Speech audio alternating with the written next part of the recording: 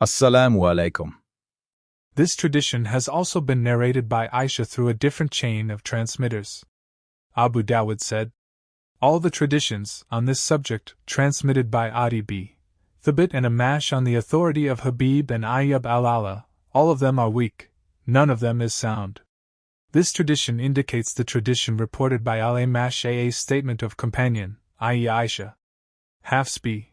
Ghayath has rejected the tradition transmitted by Habib as the statement of the Prophet. And Asbat also reported it as a statement of Aisha. Abu Dawud said, Ibn Dawud has narrated the first part of this tradition as a statement of the Prophet, and denied that there was any mention of performing ablution for every prayer. The weakness of the tradition reported by Habib is also indicated by the fact that the version transmuted by al-Zuri from Urwa on the authority of Aisha says that she used to wash herself for every prayer. These words occur in the tradition about the woman who has a flow of blood. This tradition has been reported by Abu al-Yaqsan from Adi b.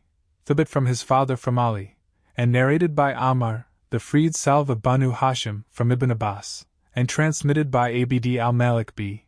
Seerah, Bayan, al-Mughira, Faras, on the authority of al-Shabai, from Qumair from Aisha, stating, you should perform ablution for every prayer.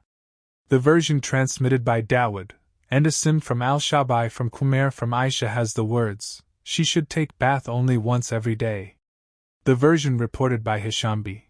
Urwa from his father has the words, the woman having a flow of blood should perform ablution for every prayer.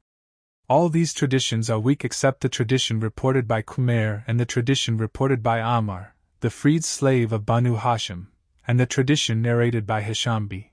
Urwa on the authority of his father.